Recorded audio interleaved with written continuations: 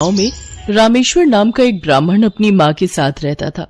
वो दिन रात भगवान शिव की भक्ति किया करता था। शिव नाम का जाप सदैव उसके मुख पर रहता था। ओम नमः शिवाय, ओम नमः शिवाय, ओम नमः शिवाय। रामेश्वर बेटा, आज भी तूने मुझे नहीं उठाया, खुद ही उठकर घर के सारे काम कर लिए, खीर भी भोग लगा दी तूने तो। हाँ माँ, मैंने सोचा फटाफट से काम करके खीर बना लेता हूं। शिवजी भी खीर के इंतजार में बैठे होंगे। ये लो, भोग की खीर खाकर बताओ कैसी बनी है।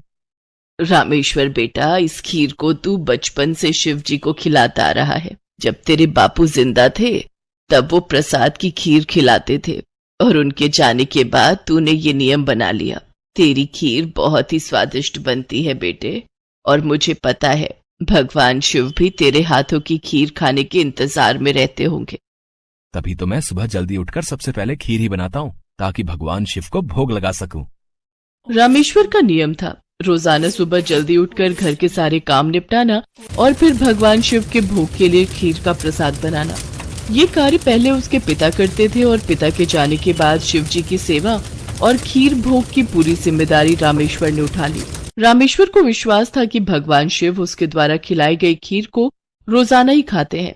इसी विश्वास पर वो रोजाना खीर का भोग लगाता था और अपने भक्त के द्वारा भोग लगाई गई खीर को कैलाश पर्वत पर विराजमान भगवान शिव बहुत चाव से खाते थे। स्वामी, क्या बात है, आपको तो आनंद ही आनंद है। आपके भक्त आपको प्रेम से इतने स्वादिष्ट व्यंजन खिलाते हैं और आपका भक्त रामेश्वर तो नियम के अनुसार आपको खीर का भोग लगाता है। लाइए, थोड़ी सी खीर मुझे भी दे दीजिए। रामेश्वर के हाथों की खीर बहुत ही स्वादिष्ट होती है। हाँ देवी पार्वती, रामेश्वर इतनी स्वादिष्ट खीर का भोग लगाता है कि मन प्रसन्न हो जाता है।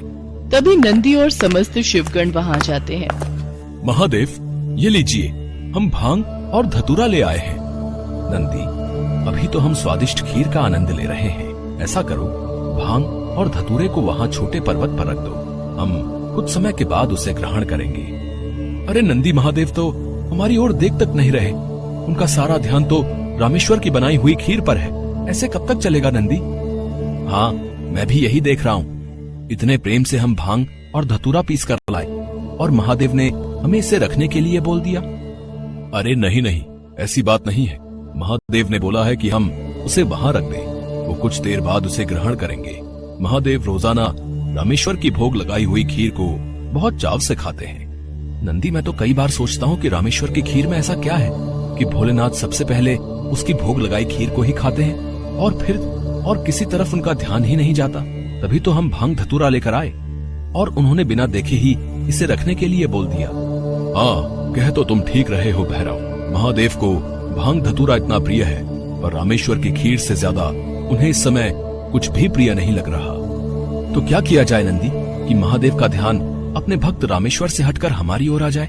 एक रास्ता है। नंदी ने सभी गणों के कान में कुछ कहा। उसके पश्चात सभी गण पृथ्वी लोक पर आ गए और सबने ब्राह्मण रूप ले लिया और सब लोग रामेश्वर के पास पहुँचे। रामेश्वर शिवजी को खीर का भोग लगाने के लिए बाजार से सामान खरीद रहा था। ब्राह्मण वेश में नंदी ने रामेश्वर से कहा, रामेश्वर, तुम हमें नहीं जानते पर हम तुम्हें बहुत अच्छे से जानते हैं। तुम भगवान शिव के भक्त हो और रोजाना उन्हें खीर का भोग लगाते हो। हाँ ब्राह्मण देव, आप तो सब कुछ जानते हैं। हाँ रामेश्वर, हम सब जानते हैं, इसीलिए तो हम तुम्हारे पास आए हैं। हमें पता है कि तुम महादेव के परम भक्त हो, पर तुम्हें पता है महादेव अब रोजाना खीर खाकर ऊब गए हैं, इसलिए अब तुम कुछ दिनों के लिए खीर का भोग रोक दो।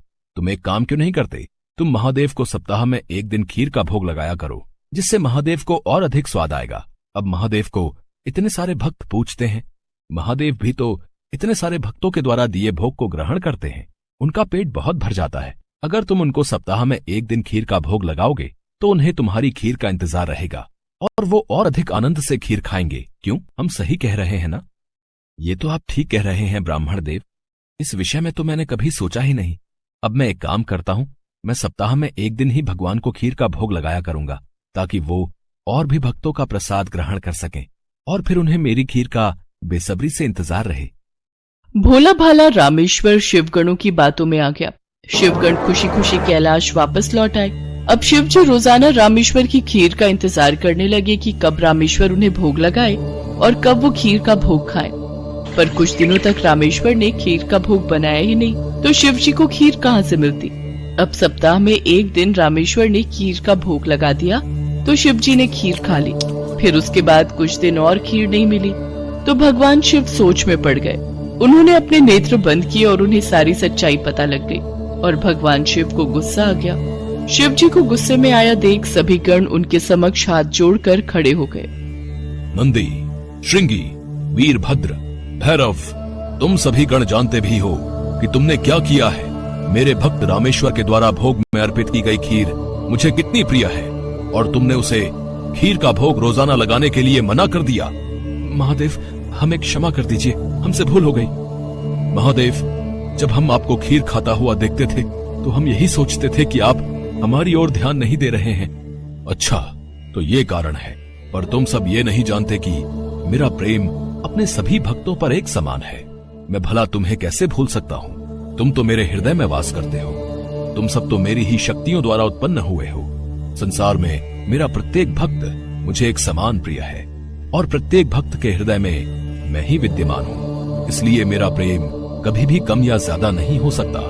माता पिता के लिए तो उनके सभी बच्चों में प्रेम एक समान होता है, फिर तुम ये भूल कैसे सकते हो? भगवान शिव की बातें सुनकर सभी शिवगण समझ गए कि उन्होंने कितनी बड़ी भूल कर दी। सचमुच महादेव का प्रेम तो अपने सभी भक्तों के लिए एक समान रहता है। इसके बाद सभी शिवगण फिर से एक बार रामेश्वर के पास गए। रामेश्वर, हमें भगवान शिव का संदेशा आया है। वो कह रहे थे कि तुम्हारी खीर इतनी स्वादिष्ट होती है कि वो सप्ताह भर की प्रतीक्षा नहीं कर सकते। सप्ताह में एक दिन भोग से उनका मन ही नहीं भरता।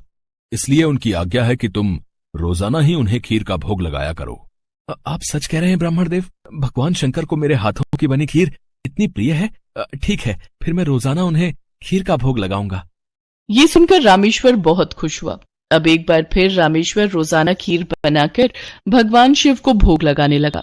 अब तो समस्त शिवगण भी भगवान शिव के साथ रामेश्वर द्वारा भोग लगी प्रसाद की खीर का आनंद लेते और खूब भरपेट खीर को खाते। भगवान शिव और देवी पार्वती दोनों सभी गणों को इस प्रकार खीर खाता देख मंद मंद मुस्कुराने लगे। भगवान शिव ने अपने परम भक्त रामेश्वर को सभी सुख सुविधाओं से पूर्ण रखा। उसके जीवन में कभी भी कोई कठिनाई नहीं आई। रामेश्वर का विवाह एक बहुत ही सुशील कन्या के साथ हुआ। उसके घर में 2 बच्चों का जन्म हुआ। अपने परिवार के साथ संपूर्ण जीवन खुशी खुशी व्यतीत करके रामेश्वर अंत में मोक्ष को प्राप्त